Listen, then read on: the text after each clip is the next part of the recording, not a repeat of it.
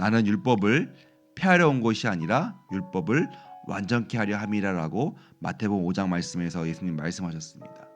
이것이 어떤 의미를 가지고 있을까요? 예수님은 구약의 말씀을 다 폐하는, 없애러 오신 것이 아니라 구약에 있는 그 모든 말씀들을 내가 완전케, 즉 완성하기 위해서 오신 분입니다.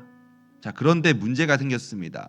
그렇게 예수님께서 십자가 부활을 완성하신 다음에 그 다음에 또 이제 복음을 증거해야 하는데 적지 않은 사람들이 자꾸만 어떤 무리들은 예수님이 구원하셨음에도 불구하고 율법은 필요하다라는 주장이 있었고, 또 어떤 사람들은 아니다, 율법은 이제 필요 없다, 오직 그 예수님을 믿는 믿음으로 우리는 모두 끝났다라는 그런 주장으로 갈라지게 된 것입니다.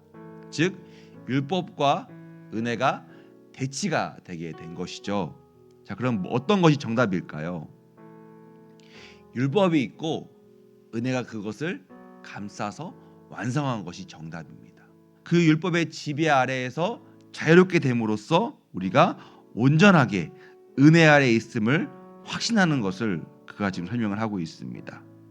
자, 그렇다면은 과연 율법은 나쁜 것일까요? 율법은 결코 우리가 거부해야 하는 것입니까? 그렇지 않습니다. 7절에 이렇게 말합니다. 율법이 죄냐? 그럴 수 없느니라 라고 말을 하고 있습니다. 율법이 무엇입니까? 성경에서는 율법을 더 로우, 그 법이라고 말을 하고 있습니다. 단순히 율법이 어떤 인간이 만든 것이 아니라 율법 마찬가지로 하나님께서 만드신 말씀입니다. 출애굽기 20장에 무엇이 등장합니까? 십계명이 등장하죠. 하나님께서 우리 인간에게, 즉 이스라엘에게 주신 말씀, 율법이 바로 십계명의 그 시작이 되는 것인데, 결국 그것이 나쁜 것이 아니라 우리 이스라엘로 하여금, 우리로 하여금 어떤 것이 죄가 되는 것이고 어떤 것이 죄가 아니라 하나님의 뜻에 따르는 것인지를 설명하는 것이 바로 율법입니다. 율법은 그 자체로 잘못이 없고 그 자체로서는 죄가 아닙니다. 근데 중요한 것은 그것을 말미암아 우리가 어떤 것이 죄인지 아닌지는 깨달을 수가 있습니다. 한편 그 율법으로 우리가 죄가 무엇인지 아닌지 깨달을 수가 있는데, 율법 자체로는 우리를 그 죄로부터 자유롭게 할 수 없다는 것을 쭉 설명을 하고 있는 것입니다. 즉 율법의 한계를 또한 그 이하의 말씀으로 설명을 하면서 13절 말씀에 이렇게 설명하고 있습니다. 그렇기 때문에 그리스도의 그 모든 것이 그 율법의 한계를 감쌈으로써 율법을 완성해서 우리를 그렇게 자유롭게 하셨다는 것을 오늘 우리에게 바울은 설명을 하고 있습니다. 오늘 말씀을 통해서 저는 두 가지의 의미를 함께 나누기를 소망합니다. 이렇게 그리스도의 은혜가 율법을 감쌈으로써 그것을 완성하였습니다. 그 의미는, 첫 번째 의미는 무엇일까요? 즉 우리는 이와 같이 우리의 믿음과 우리의 구원을 통해서 하나님께서 우리를 거룩해 하심을 우리의 삶으로 증거하는 삶을 계속해 살아야 한다는 것입니다.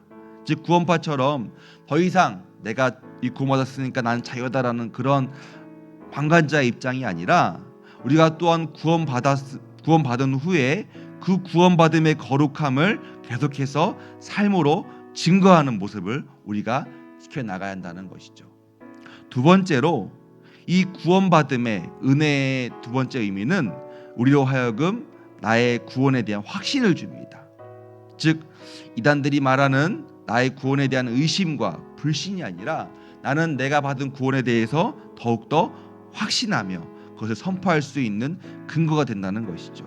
즉 두 가지의 의미입니다. 나의 거룩해 하심을 삶으로 증거하는 삶을 사는 것이고, 또한 나의 거룩하게 됨을 확신함으로써 내가 흔들리지 않고 굳건하게 나의 구원의 삶을 살아가는 것입니다. 오늘 이 두 가지의 말씀을 통해서 더욱더 우리가 더 이상 율법의 한계에서 얽매이는 것이 아니라 나의 모든 것을 자유케 하시고 새롭게 하심으로써 그 새로운 것을 삶으로 증거하시고 확신하시는 우리 모두의 삶이 되기를 주님의 이름으로 간절히 축원합니다.